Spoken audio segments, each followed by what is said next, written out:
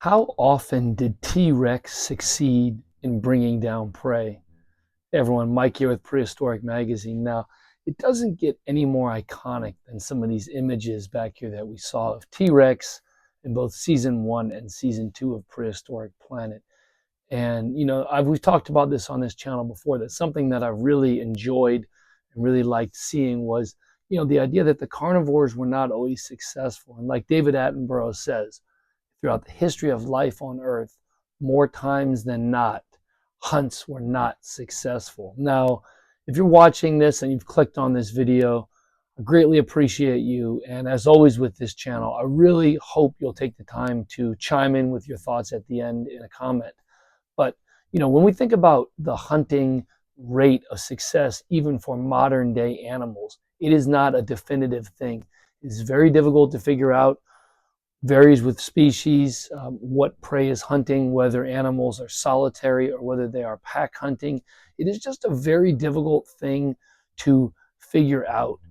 And, in preparation for this video, it made me realize just how difficult a task that we have for this issue of extinct species. I mean, we have never seen these animals. We know so very little, even about an animal like T-Rex. We know so very little about them. Yet here we are trying to piece together their lives and figure things out. And again, this is why that comment section is so vital to the success of this channel. I find these topics interesting. They're enough to keep me going, enough to keep me doing Prehistoric Magazine. Subscription down in the description section down below if you'd like to sign up for free. But nonetheless, how often do we think T-Rex succeeded in hunting? Now, we really have to think about what we define as success. Now, if you think about lions, we consider success with them at 30% kill rate, or 30% they'll bring down their prey. Now, that 30% rate is only achieved through pack hunting.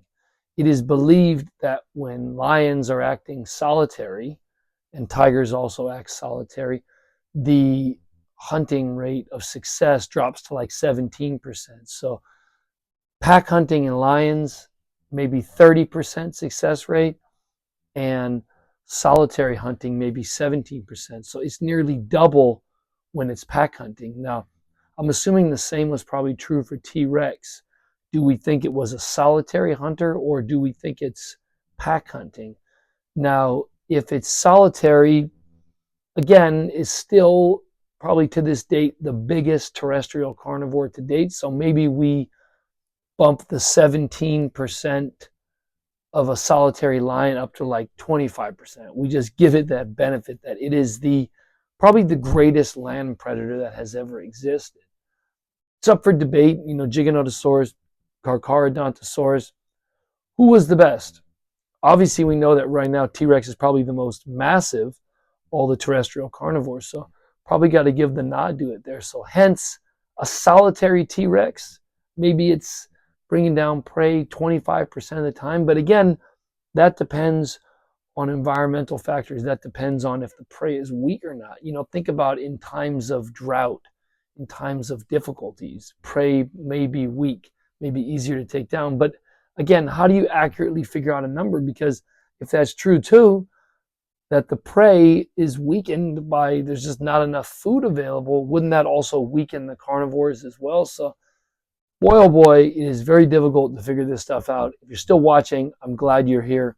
Again, down in that comment section down below, I hope you chime in with your thoughts. But if we really think to this idea, and I lean more towards this side of things, the idea of T-Rex hunting as a small pack, hunting as a unit, obviously it probably ups its chances for success. Now think about this. An adult T-Rex, burdened somewhat by its massive weight, 9 to 10 tons. What about the idea of the juveniles, 1 or 2 ton animals, speeding around, cornering animals, putting them into a position where the big adults can come in and finish them off? Certainly, if that were the case, their chance of being successful has to drastically rise, because they're having animals of different varying speeds involved in the hunt. So I like to think that that was probably true. That was probably a likely scenario, this idea of pack hunting. And again, we've talked a little bit about this on this channel, but juvenile T-Rexes were truly a different species of T-Rex. They were speedier, they were faster. If they were hunting on their own, they were probably exploiting a different food niche as well. So they were a completely different species of animal, even though they're the same animal. If they reach adulthood, they're going to grow to be a 9-10 behemoth, but at their 1 or 2 ton stage, they're a completely different animal. And again, if they are hunting together as a pack, as a unit, I have to think that the fact that they're a completely different animal ups the chances of that pack succeeding. So again, T-Rex is taking down big armored prey. When I was a kid, I'll be honest with you, I never fully appreciated just how much of a beast Triceratops is and was. The animal was a walking tank, and there's nothing like it on this planet. So again, I don't want to over portray the image that T-Rex is being successful a lot.